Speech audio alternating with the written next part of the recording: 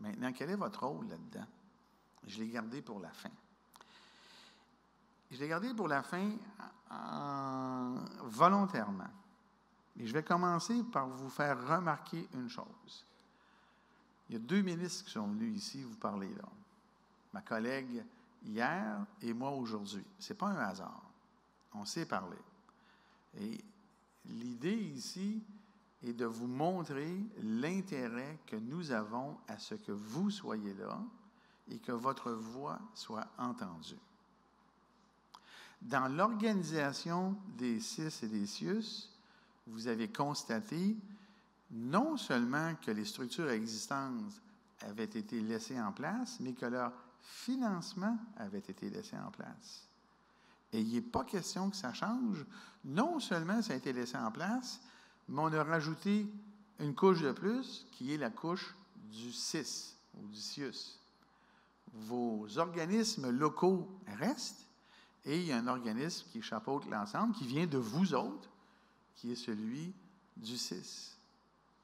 Et il n'est pas question, dans mon esprit ou dans l'esprit de qui que ce soit au gouvernement, que vous n'ayez pas votre rôle à jouer.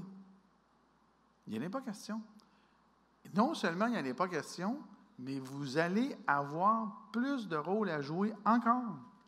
Alors, je vais vous dire quelque chose à l'avance. On vient de nommer les conseils d'administration, là, et on vient de nommer les présidents de conseil. Ils viennent, là, ça fait 1 semaine, 2 semaines. Ils sont en place. Sauf un qui va l'être lundi, celui du CHUM regroupé avec Sainte-Justine. Je vais les rencontrer, les PDG de conseil. Et comme j'ai rencontré les PDG de CIUS, je vais leur dire aussi, comme j'ai dit aux PDG de CIS et CIUS et d'établissements non fusionnés, il faut répondre d'abord à la première question dans les décisions, c'est-tu bon pour le patient? Mais eux, au conseil d'administration, je vais leur dire une chose de plus. Vous ne pourrez pas, si vous le pensiez, donc vous devez vous assurer de d'entendre la voix des usagers. Il y a un représentant sur chaque conseil d'administration qui a un profil usager. Non seulement il y a un représentant indépendant sur chaque conseil qui a un profil usager, mais je me suis assuré pour que presque la moitié, en réalité, c'est 40% de tous les conseils soient constitués de gens qui soient un profil nominatif d'usager, mais qui proviennent d'un secteur d'activité intense pour les usagers, de grande importance. C'est pour ça qu'il y a quelqu'un de santé mentale, de réadaptation, de jeunesse, usagers à proprement parler. Ces 4 profils-là, c'est les profils les plus étroitement liés en intensivité d'utilisation du réseau par usager. Moi, je vais me faire opérer là, pour une fracture de hanche, là, je rentre, je sors. Les gens qui sont en réadaptation, ils rentrent et ils sortent souvent là, dans leur vie. C'est plus intense. La voix des usagers, soit nominativement, soit par le secteur en question, dans les conseils d'administration des établissements du Québec, n'aura jamais été officiellement, formellement aussi forte. C'est fait intentionnellement, là, ça. Je le voulais, ça. Autant j'ai voulu avoir des gens qui avaient une compétence de gestion, et c'est le cas dans les membres indépendants, autant je voulais que les secteurs qui sont les plus près des usagers, en termes de proximité, soient représentés. Est-ce que ça, c'est la fin de l'histoire? La réponse, c'est non. Ce n'est pas la fin de l'histoire. Je travaille étroitement avec vos dirigeants. M. Blain, on se rencontre régulièrement. On s'est encore rencontrés il y a quelques instants. On n'est pas rendu là où je veux qu'on soit rendu. Parce que là où je veux aller, c'est de faire en sorte que vous ayez encore plus votre voix, votre doigt au chapitre, que vous soyez entendu, que vous ayez les moyens de vous faire entendre. C'est essentiel. Moi, je suis un républicain de nature. les garde-fous, check and balances. À un moment donné, là, il doit y avoir un équilibre dans le pouvoir. On me taxe de vouloir avoir tous les pouvoirs. J'en ai des pouvoirs et je les utilise, j'espère et je pense, à bon escient. Mais en quelque part, là, tout le monde n'est pas comme moi, là. Alors, il doit y avoir une contrepartie. Vous devez être la contrepartie. Vous devez être la contrepartie. Le système de santé, il n'est pas là pour moi, il est là pour vous autres. Puis si vous, les usagers, vous n'avez pas votre voix, votre droit au chapitre, bien voyons donc. Là, on fait de la politique politicienne pour juste garder nos jobs. Je ne suis pas là pour ça, je n'ai pas besoin de ce job-là. C'est une rumeur qui court. Alors, vous devez avoir votre voix. On est en train de finaliser quelque chose. Maintenant, quelle voix voulez-vous avoir? Alors là, je rentre un petit peu plus dans un certain niveau de détail. Votre voix doit être une voix d'usager, d'évaluation de ce que vous faites. Vous avez, vous, comme regroupement d'usagers, à choisir entre faire la politique, comme dans politique et lobbying, ou bien être des usagers qui avaient une pleine et entière force, une voix, des droits, mais exprimés par votre, je vais le qualifier comme ça, là, même si ce n'est pas officiellement ça, mandat. Votre rôle est d'arriver et de dire, et ça c'est fort, c'est extrêmement fort, avoir la capacité d'analyser les services qui vous sont donnés parce que vous êtes des représentants des usagers et de dire, c'est bon, c'est pas bon, c'est très bon, c'est très mauvais. C'est là qu'est votre force. Vous n'avez pas besoin de faire un lobby. Vous n'avez pas besoin d'engager des avocats, puis de faire ceci, puis cela, comme d'autres organisations font. Ce que vous avez besoin de faire, là, c'est de vous organiser pour faire l'évaluation des soins et services que vous donnez objectivement, le documenter et le mettre sur la place publique. Faites-vous-en pas, là. À partir du moment où vous mettez ça sur la place publique, là, ai-je besoin de vous faire le dessin de l'espace médiatique du Québec? Il y a quelqu'un qui va le reprendre, ça va vous coûter 0 $, là, et puis ça va faire un incendie. Dans la mesure, et ce qui est positif dans ce que je vous dis, en termes de pouvoir et contre-pouvoir, c'est que si vous le faites objectivement, sans tenter de faire de la politique, vous vous aidez et vous aidez donc les usagers. Je dis ça pour que vous compreniez la chose suivante. Il y a plein de décisions dans le passé qui n'ont pas été nécessairement des bonnes décisions parce qu'il y a eu des pressions politiques qui ont fait, des lobbies, qui ont fait qu'au bout de la ligne, il y a des décisions qui ont été prises qui ont été négatives sur le plan économique.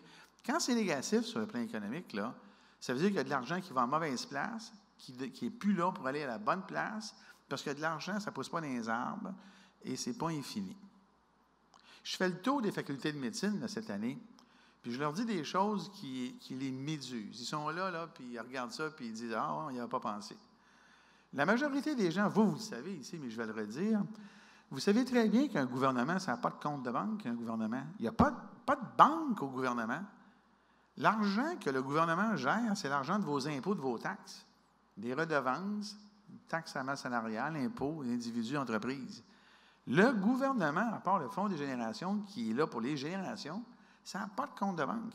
À un moment donné, la colonne là, des dépenses doit équivaloir à la colonne des revenus. Puis plus on dépense sur la dette, moins on a de l'argent pour des services. Au Québec, aujourd'hui, là, si on ne payait pas autant d'argent sur la dette, il n'y en aura pas de problème dans notre système de santé. On aurait quand même à prendre des décisions, c'est sûr. Parce que ce point est fini, cette enveloppe-là. D'où la nécessité d'aborder la problématique de l'évaluation de façon objective et de prendre des décisions qui soient objectives. Pour arriver après devant une caméra et un micro et dire objectivement, je prends ces décisions-là pour ça. Vous, comme représentant des usagers, vous devriez, et c'est ce que je veux de la part des administrations, vous devriez avoir une voix forte pour dire voici ce qui marche bien, pas bien, voici ce qui pourrait être amélioré, voici nos opinions, voici nos suggestions. C'est ça que votre force, elle est là. Je peux vous dire que si vous le faites bien, puis moi j'aimerais ça que vous le fassiez, parce que je sais que vous êtes capable de bien le faire, vous avez, dans la catégorie démocratie, là, vous avez un pouvoir démocratique immense. Parce qu'un coup, vous avez fait votre travail, bien là, ça retombe sur, mettons, mes épaules, et là, je dois expliquer pourquoi je fais ci, pourquoi je fais ça. Et là, il y a un débat, puis il y a une décision, puis il y a une acceptation sociale. Le débat démocratique, c'est un débat. Et moi, j'ai toujours dit, c'est ma maxime à moi, du débat naît soit la vérité, soit un compromis raisonnable. En réalité, c'est toujours un compromis raisonnable parce que quand bien même sort la vérité, ce sont des vérités qui s'affrontent et on doit faire un compromis. Un débat, c'est toujours sain. Et c'est particulièrement sain quand les gens qui amènent des données à la table du débat amènent des données objectives. Vous avez ce pouvoir-là. Vous avez, à mon avis, ce rôle-là. Et je peux vous dire aujourd'hui que votre rôle, je vais vous aider à l'exercer dans un cadre qui va être celui que je viens de vous dire. Après des conversations que j'aurai eues avec vos représentants, que j'ai déjà, mais c'est ça que je veux faire. Alors, ceux et celles d'entre vous, et M. Ménard, tout à l'heure, et M. Blain précédemment, me faisaient remarquer qu'il y a des gens ici, dans la salle, qui ont des inquiétudes. 1, sur votre financement. 2, sur votre survie au-delà, si je l'ai bien compris, 2017. Je ne sais pas qu'est-ce qui a fait ou qui a fait en sorte que vous ayez cette impression-là, là, mais d'une façon, j'espère, définitive et claire, il n'est pas question que votre financement soit retiré, il n'est pas question que votre rôle disparaisse, il n'est pas question que vos organisations disparaissent. J'ai besoin de ça. Pas juste pour moi, pour après, le système a besoin de cet équilibre-là. Moi, je sais une affaire, là. C'est qu'il y a bien des conseils d'administration d'établissements précédents. Parce que j'en ai rencontré bien du monde.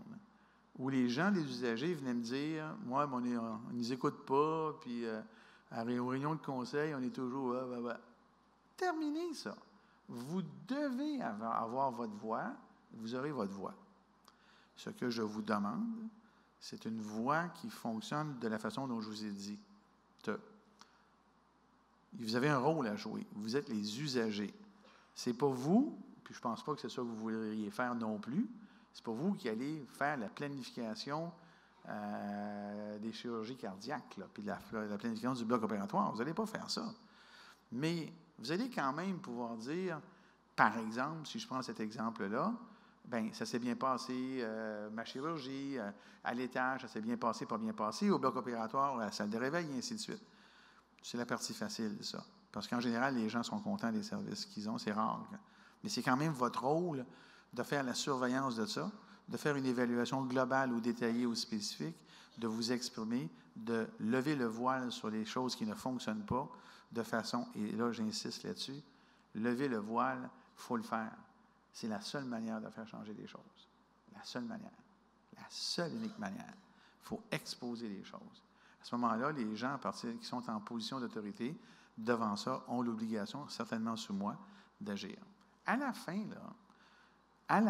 on ne peut pas tout faire. Là. Je vais prendre un exemple trivial. Demain matin, on ne transformera pas les CHSLD en Taj Mahal. Ce n'est pas ça que vous demandez non plus. Là. Mais là, c'est la question de la raisonnabilité. Mais ce n'est pas vrai que ce qu'on a vu et entendu dans Charlevoix il y a 2 semaines doit être toléré. Et ce n'est pas vrai que des situations, parce que j'en ai eu plusieurs là, depuis que je suis là, des situations qui sont connues et pour lesquelles les gens d'autorité n'agissent pas, ce n'est pas vrai que ça doit être toléré. Et moi, tous les épisodes qui ont fait la manchette depuis que je suis en poste, malheureusement, je le dis là de façon claire, Malheureusement, j'ai été obligé de constater après enquête que quelqu'un avait mentionné quelque chose à un moment donné. Conséquemment, quelqu'un n'a pas agi. Je termine là-dessus. Moi, je veux que vous, qui êtes les quelqu'un, les quelques-uns,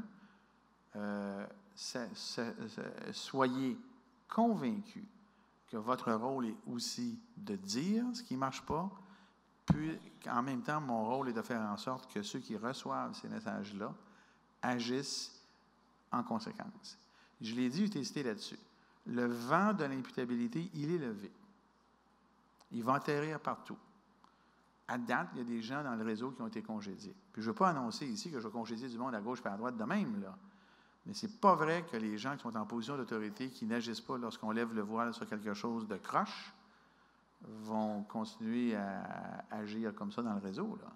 À un moment donné, tout le monde doit prendre ses responsabilités. Et à cet égard-là, vous devez être entendu. Voilà. Alors, j'espère vous avoir rassuré sur ces éléments-là, surtout ceux qui traitent de votre existence, de votre financement et, j'ose espérer, de votre avenir. Mais aujourd'hui, je ne peux pas être plus clair que ça. Je ne peux pas être aussi clair l'année dernière, parce que l'année dernière, je n'avais pas tout annoncé encore et mes obligations ministérielles m'empêchent de parler avant que les choses soient annoncées à l'Assemblée nationale. Là, aujourd'hui, ce qu'on fait, je vous le dis. Et l'année prochaine, je vais revenir. Et l'année prochaine, bien, on parlera de l'évolution de ce que je vous ai dit aujourd'hui. Je prends un risque en vous disant ça, parce que il faut que je réussisse. Sinon, l'année prochaine, vous allez aller au micro, vous allez me dire que je suis pas bon. Alors, voilà. Alors, je termine là-dessus. J'ai convenu qu'il y aurait une période de questions et gênez-vous pas. Moi, je réponds toujours à toutes les questions, puis vous allez être plus tannés que moi. Alors, vous allez avoir faim à un moment donné.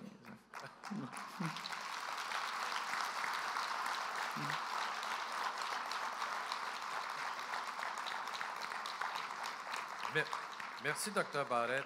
Je sais que la table, au fond, ne veut pas que je pose la question, mais je vais vous la poser clairement. Est-ce que les comités des usagers peuvent avoir un compte de banque? Alors, il y a une problématique, vous le savez. En ce qui me concerne, la réponse est oui. Alors, la problématique est une problématique qui est d'ordre juridico-administrative qu'on est en train de résoudre. Alors, vous aurez des nouvelles à cet effet-là dans les prochains mois et je dirais même prochaines semaines.